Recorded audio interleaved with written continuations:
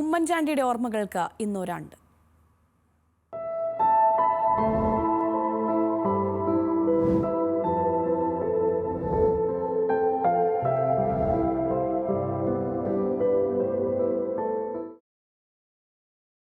അതിവേഗ ബഹുദൂര യാത്രകൾ അവസാനിപ്പിച്ച Puthuppally saint George orthodox വലിയ പള്ളിയിൽ വൈദികരുടെ കബറിടത്തിന് സമീപം നിത്യനിദ്രയിലാണ് ഉമ്മൻചാണ്ടി.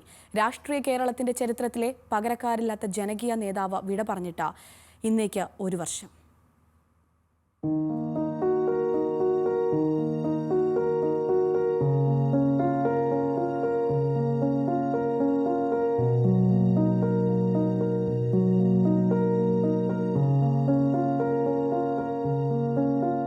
കഴിഞ്ഞ ജൂലൈ 18-ന് കേരളം കേട്ടുണർന്നത് ഒരു മരണവാർത്തയാണ്. ഉമ്മൻചാണ്ടി എന്ന ജനനായകൻ വിട പറഞ്ഞു. അപ്പയുടെ മരണം മകൻ ചാണ്ടി ഉമ്മൻ സ്ഥിരീകരിച്ചു.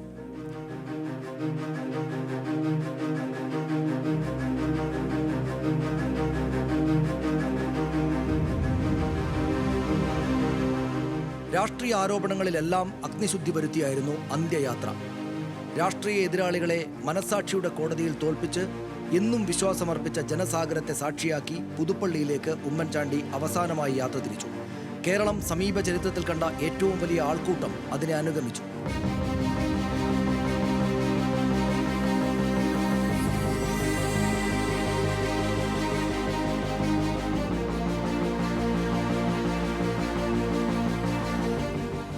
സാധാരണക്കാരുടെ കയ്യെത്തുന്ന അകലത്തിൽ KSRTCയിലും സ്ലീപ്പർ ക്ലാസ്സിലും സഞ്ചരിച്ച മുഖ്യമന്ത്രി. പാറിയ മുടിയും വിയർപ്പ് പറ്റി ചുളിഞ്ഞ ഖദറുമിട്ട OC.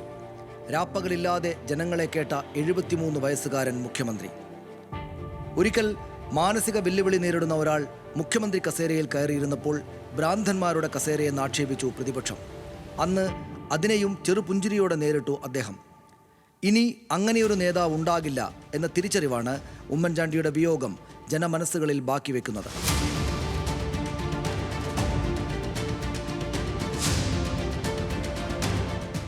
തുടർച്ചയായി 53 വർഷം ഉമ്മൻചാണ്ടി പുതുപ്പള്ളി മണ്ഡലത്തെ പ്രതിനിധീകരിച്ചു.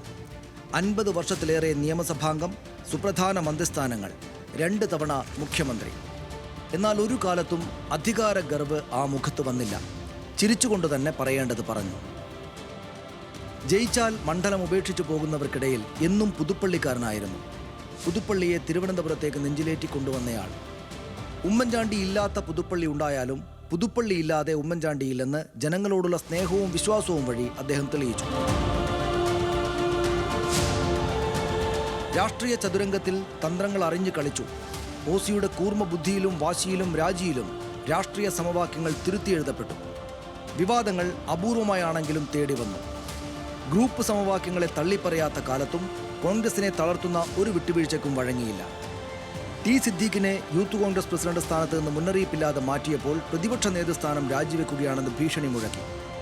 KC വേണുഗോപാൽ മോഹിച്ച വയനാട് സീറ്റ് സിദ്ദീഖിന് നേടിക്കൊടുത്തു. പിൽക്കാലത്ത് സിദ്ദീഖ് ഒഴിഞ്ഞ വയനാട് രാഹുൽ ഗാന്ധിക്ക് കരുത്തായി എന്നതും കൗതുകം.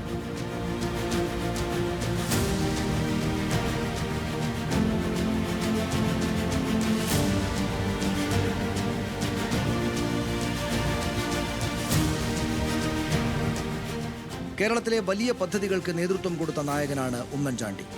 കൊച്ചി മെട്രോ യാഥാർത്ഥ്യമാക്കുന്നതിൽ മുഖ്യ പങ്ക് വഹിച്ച, കണ്ണൂരിൽ വിമാനമിറക്കാൻ കാരണക്കാരനായ, സ്മാർട്ട് സിറ്റി നടപ്പാക്കിയ, വിഴിഞ്ഞം തുറമുഖത്തെ കരപിടിച്ചു കയറ്റിയ ആൾ.